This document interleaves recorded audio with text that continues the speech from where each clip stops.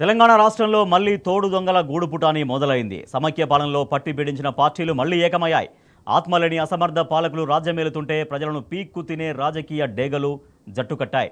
తెలంగాణ ప్రయోజనాలకు పాతరేస్తున్నాయి. ఇక్కడి రైతుల హక్కులను కాలరాస్తున్నాయి. దశాబ్దం పాటు తెలంగాణ వైపు కన్నెత్తి చూడని ద్రోహులంతా మళ్లీ పొలిమేరల అవతల నుంచే కుట్రలు చేస్తున్నారు. రాష్ట్రాన్ని ఆగం చేసే ఈ కుతంత్రాలకు ప్రాంతం వాడే వంత పాడుతున్నాడు.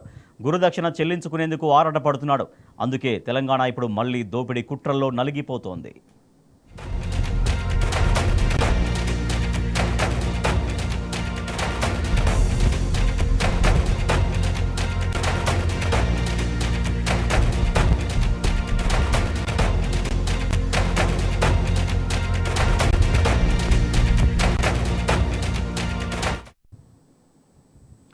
తెలంగాణ ప్రజలను నయవంచన చేసిన కాంగ్రెస్ సర్కార్ రాష్ట్ర ప్రయోజనాల్ని గాలి కొదిలేసింది.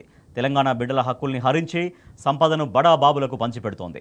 ఈ క్రమంలో బీజేపీ టీడీపీతో కుమ్మక్కై తెలంగాణకు ద్రోహం చేస్తోంది. కార్పొరేట్ కంపెనీలకు ఒత్తాసు పలుకుతూ రైతులను అరిగోసపెడుతోంది. అందుకే జోగులాంబ గద్వాల జిల్లాలో రాజోలి మండలం మరో లగచర్లగా మారింది. కార్పొరేట్లకు కొమ్ము కాస్తున్న పాలకులు తెలంగాణ రైతుల భూములను కబళిస్తున్నారు.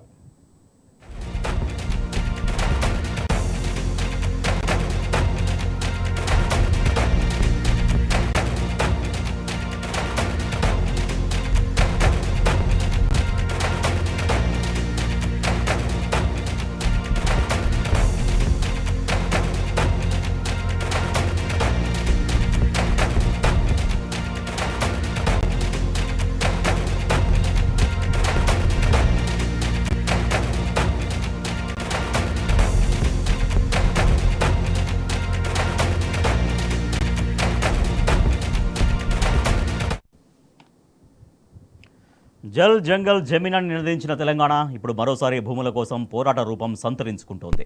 రేవంత్ సర్కార్ రాక్షస పాలన రైతుల భూముల్ని చెరబడుతోంది. మొన్న దిలావర్పూర్, నిన్న లగచర్ల, నేడు జోగులాంబ గద్వాల జిల్లాలోని రాజోలి. పెట్టుబడిదారులకు కొమ్ము కాస్తున్న కుట్రలపై తిరగబడిన రైతులపై రాజ్యం కన్నెర్ర చేసింది. కడుపు మండి పోరాడిన రైతులపై రేవంత్ సర్కార్ హత్యాయత్నం కేసులు పెట్టి జైళ్లలో వేసింది. రైతులను, వారి కుటుంబాలను రేవంత్ సర్కార్ అరిగోస పెడుతోంది.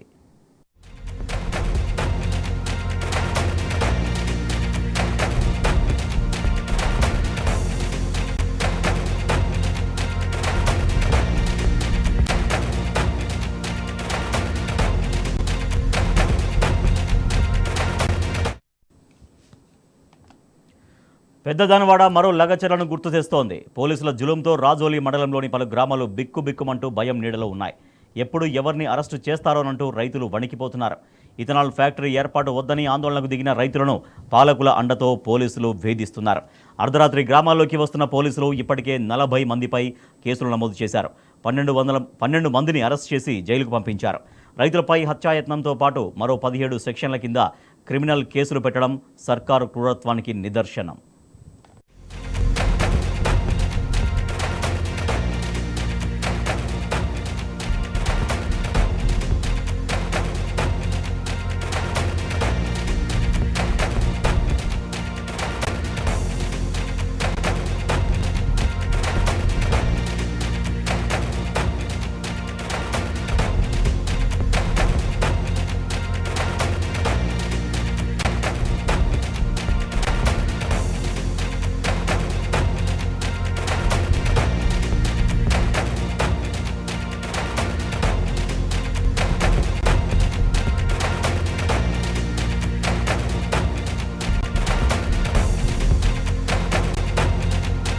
తోడు దొంగల కుమ్మక్కు కుట్రలు మళ్ళీ ఒకప్పుడు సమైక్య రాష్ట్రం నాటి దోపిడీ పరిస్థితులు మళ్ళీ తెరపైకి వచ్చినటువంటి